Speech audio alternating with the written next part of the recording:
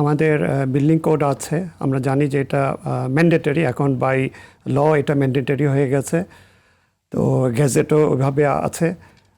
কিন্তু কথা হচ্ছে যে যারা ডিজাইন করছেন এবং যারা কনস্ট্রাকশন করছেন, এই দুইটা পার্টি আছে, যে যিনি ডিজাইন করছেন তিনি ঠিকমতো ডিজাইন করছেন কি না, সেটার একটা সেকেন্ড চেক, এই জিনিসটা কিন্তু মিসিং আমাদের দেশে।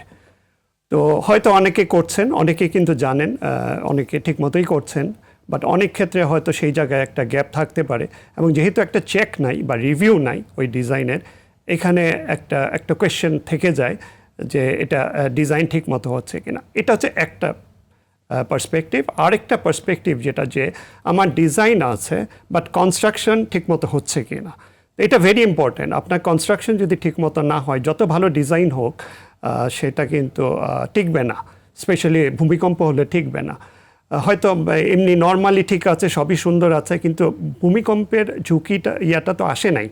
যখন ভূমিকম্পটা আসবে তখন এই দুর্বল যে বিল্ডিংগুলো আছে, যেখানে আপনার কনস্ট্রাকশনটা ঠিক মতো হয় নাই, ধরেন ঠিক মতো আপনার মানসম্পন্ন রড দেওয়া হয়নি, অথবা যেসব জায়গায় আপনার রড দেওয়া উচিত সেই জায়গায় আমরা রড ঠিক মতো দেই নাই। তো এই যে বিষয়গুলো আছে, এগুলো কিন্তু অনেক খুঁটিনাটি আছে, এগুলো সবই আমাদের বিল্ডিং কোডে খুব ক্লিয়ারলি বলা আছে।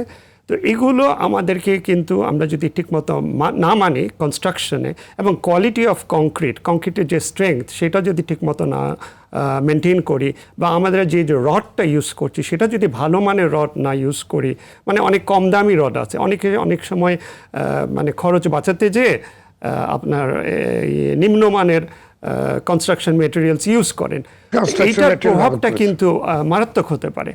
তো এই সব মিলিয়ে যে কি অবস্থা, এটা তো এমনি বলাটা কঠিন, বাট এটুকু বলতে পারি যে আমাদের মানে সচেতনতা আছে অনেক ইঞ্জিনিয়ারের মাঝে। এই যে নতুন কোড যেটা আছে এটার ব্যাপারে অ্যাওয়ারনেস আছে, বাট এটা কতটুকু তারা অ্যাপ্লাই করছে বা এইটা কতটুকু বুঝে করছে, সেই জায়গায় একটা গ্যাপ থাকতে পারে। তা আমরা মনে করি, আমরা যারা আছি আর কি, প্রকৌশলী যারা আছি, এবং যারা স্পেশালি, আমি নিজেও এই বিল্ডিং কোডের এই সাইসমিক ডিজাইন যে কোডটা, এটা লেখার ব্যাপারে আমি পার্সোনালি ইনভলভ ছিলাম, ইনক্লুডিং দ্য জোনিং ম্যাপ যেটা, সেটা তো আমি এটা জানি ইনস অ্যান্ড আউটস যে এখানে কি আছে। তা আমরা যদি এইটুকু আমরা ঠিকমতো ফলো করি, সেটা যদি আমরা নিশ্চিত করতে পারি, তাহলে ডেফিনেটলি আমাদের বিল্ডিংগুলো, আমরা যেরকম ভূমিকম্পের কথা মনে করছি যে ঢাকা শহরে হবে, সেইটা আমরা সেই বিল্ডিং ফেস করতে পারবে। এবং আমি একটা কথা বলি যে আমাদের বিল্ডিং কোডে, এই যে এটাতে আমাদের কিন্তু 3 ধরনের ফ্রেমিং সিস্টেমের কথা বলা আছে। একটা হচ্ছে অর্ডিনারি মোমেন্ট রেজিস্ট, আমি একটু টেকনিক্যাল টার্ম ইউজ করছি, অর্ডিনারি মোমেন্ট রেজিস্টিং ফ্রেম, আরেকটা হচ্ছে ইন্টারমিডিয়েট মোমেন্ট রেজিস্টিং ফ্রেম, আরেকটা হচ্ছে স্পেশাল মোমেন্ট রেজিস্টিং ফ্রেম।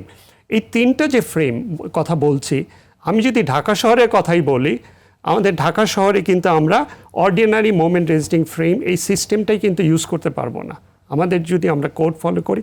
তো এই যে বিষয়টা, আমাকে একটু স্পেশাল কনসিডারেশন দিতে হচ্ছে, অর্থাৎ আমাকে একটু স্পেশালভাবে আমাকে আমাদের আমরা যে রডগুলো ইউজ করছি, আমি একটু বলি যে আমাদের এই যে রিইনফোর্স কংক্রিট বিল্ডিংয়ে আমাদের দেশে এখন প্রচলিত এটাই হচ্ছে, স্টিল স্ট্রাকচার আমাদের খুব বেশি নাই।